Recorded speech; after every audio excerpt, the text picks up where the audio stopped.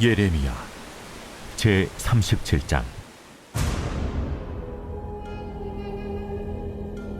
요시아의 아들 시드기야가 여호야김의 아들 고니야의 뒤를 이어 왕이 되었으니 이는 바벨론의 느부갓네살 왕이 그를 유다 땅의 왕으로 삼음이었더라. 그와 그의 신하와 그의 땅 백성이 여호와께서 선지자 예레미야에게 하신 말씀을 듣지 아니하니라. 시드기야 왕이 셀레미야의 아들 여후갈과 마아스야의 아들 제사장 스바냐를 선지자 예레미야에게 보내 청하되, 너는 우리를 위하여 우리 하나님 여호와께 기도하라. 그때 예레미야가 갇히지 아니하였으므로 백성 가운데 출입하는 중이었더라. 바로의 군대가 애굽에서 나오매 예루살렘을 애웠었던 갈대아인이 그 소문을 듣고 예루살렘에서 떠났더라. 여호와의 말씀이 선지자 예레미야에게 임하여 이르시되, 이스라엘의 하나님 여호와께서 이와 같이 말씀하시니라. 너희를 보내어 내게 구하게 한 유다의 왕에게 하리라. 너희를 도우려고 나왔던 바로의 군대는 자기 땅 애굽으로 돌아가겠고 갈대아인이 다시 와서 이 성을 쳐서 빼앗아 불사르리라. 여호와께서 이와 같이 말씀하시니라. 너희는 스스로 속여 말하기를 갈대아인이 반드시 우리를 떠나리라 하지 말라. 그들이 떠나지 아니하리라. 가령 너희가 너희를 치는 갈대아인의 온 군대를 쳐서 그 중에 부상자만 남긴다 할지라도 그들이 각기 장막에서 일어나 이 성을 불사르리라. 할렐루야. 사랑하는 열린문교회 성도 여러분, 오늘도 주님이 주시는 참 평안 가운데 단잠 주무셨습니까? 7월 24일 수요일 하나님께서 허락하신 귀한 하루가 시작되었습니다.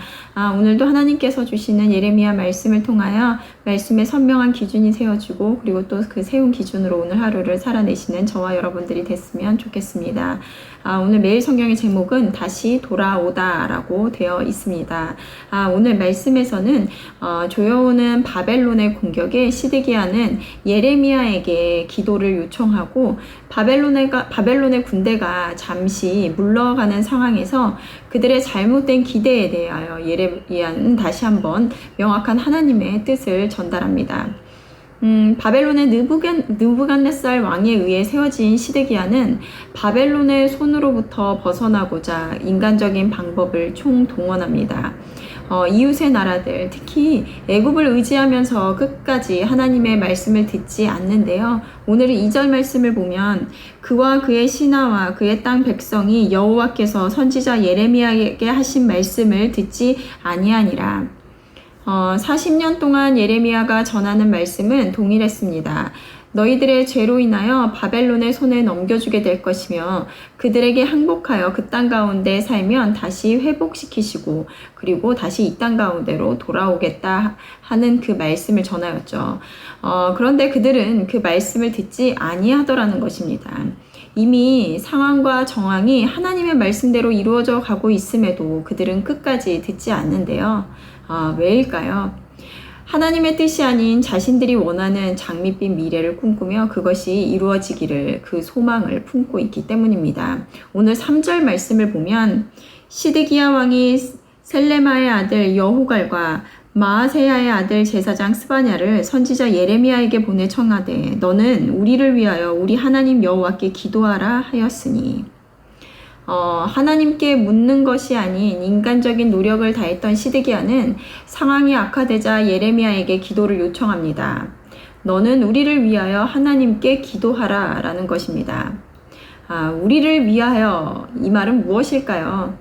바벨론의 군대가 떠나가고 다시 이전과 같이 평화롭게 자신들이 원하는 모습으로 악을 행하며 살아가는 것이 그들이 위하는 것이었을 것입니다. 이전에도 시드기야는 바벨론이 쳐들어올 때 시드기야에게 하나님께 기도 요청을 하였습니다.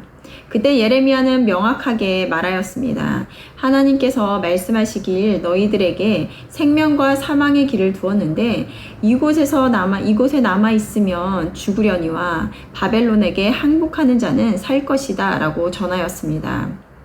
이미 하나님의 뜻은 명확함에도 불구하고 그들이 그것을 원치 않기에 듣지 않고 있다가 또다시 자신들이 원하는 것을 위하여 기도하라라는 것입니다. 우리는 잘 알고 있습니다.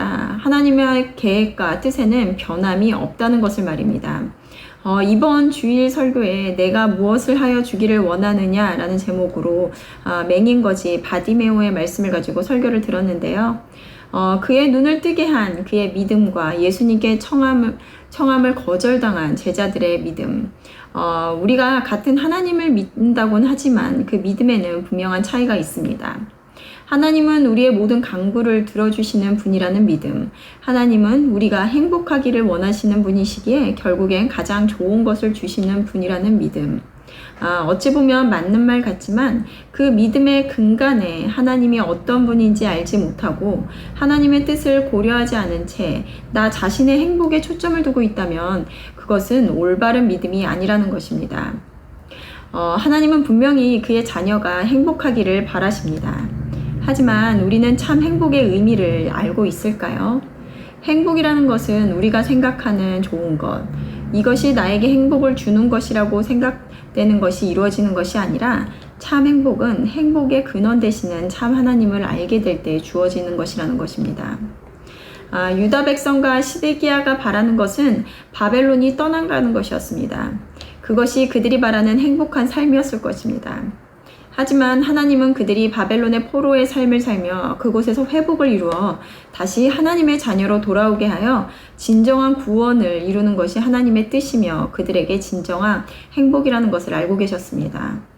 6절 이후의 말씀에 보면 바로의 군대가 유다를 돕기 위해 애굽에서 나오자 바벨론은 그들을 치기 위해 잠시 예루살렘을 떠납니다. 유다 백성은 아마 바벨론이 물러가자 좋아하였을 것입니다. 그동안 그들은 열심히 기도하였을지도 모르겠습니다. 하나님, 바벨론이 떠나가기를, 이전과 같이 전쟁의 두려움 없이 평안히 살기를, 그리고 분명히 그들께 그렇게 하나님께서 해주리라 믿습니다. 라고 기도했을 것입니다. 그런데 이렇게 말씀하십니다. 9절에 보면 여호와께서 이와 같이 말씀하시니라. 너희는 스스로 속여 말하기를 갈대아인이 반드시 우리를 떠나리라 하지 말라. 그들이 떠나지 아니하리라. 매일 성경 저자도 오늘 이렇게 이야기를 하고 있는데요. 허망한 낙관으로 스스로 속이기보다 현실을 정확히 직시하는 지혜가 필요합니다. 말씀을 통한 정직한 현실 인식이 없으면 미래에 대한 장밋빛 기대는 오히려 우리의 내일을 더욱더 절망적인 자리로 몰아넣을 수 있습니다. 하나님은 분명히 그들의 자녀에 대한 가장 좋은 계획과 완전한 그 뜻을 이루시는 분이십니다. 하지만 하나님을 알아 그 완전한 계획과 뜻을 이해하지 못한다면 하나님과 무관한 긍정적인 기대란 순간은 잘 되어가는 것 같으나 언젠가 내가 원하는 것이 이루어지지 않는 것에 대한 불만과 원망만이 남겨질 것입니다. 오늘 제목은 다시 돌아오다 였는데요. 아마 바벨론의 군대가 다시 돌아오게 된다라는 것에서 붙여진 제목일 것 같은데 하나님의 뜻을 모른 채 내가 원하는 삶을 살아가기를 계속 바란다면 하나님은 계속해서 다시 상황을 통해서 누군가를 통해서 말씀해 주실 것입니다. 왜냐하면 하나님은 그의 자녀를 끝까지 포기하지 않고 가장 좋은 길로 인도하시는 분이시기 때문입니다. 오늘도 하나님을 더 알아가기를 원하며 그것이 우리의 궁극적인 기도의 이유가 되기를 원합니다. 오늘도 각자 자리에서 하나님께서 주시는 그 말씀을 묵상하시면서 하나님께서 각자에게 그 주시는 그 뜻을 순종함으로 받아들이는 오늘 하루가 되었으면 좋겠습니다. 함께 기도하시겠습니다. 하나님 감사합니다. 오늘도 하나님의 살아계신 말씀을 대할 때 동일하게 하나님께서 지속적으로 말씀하심에도 불구하고 내가 이루어지는 뜻이 이루어지기를 바람으로 가리워진 하나님의 뜻이 있지는 않은지 되돌아보는 이 시간 될 수 있도록 인도하여 주시옵소서. 참 하나님을 아는 자들이 참 행복이 무엇인지를 깨달아 하나님의 일들을 해나갈 줄로 믿습니다. 오늘도 하나님의 지혜가 주어지며 순종하는 마음으로 하루를 살아낼 수 있는 우리 모든 열린문교회 성도님들 될 수 있도록 인도하여 주시옵소서. 감사드리며 예수님의 이름으로 기도드렸습니다. 아멘.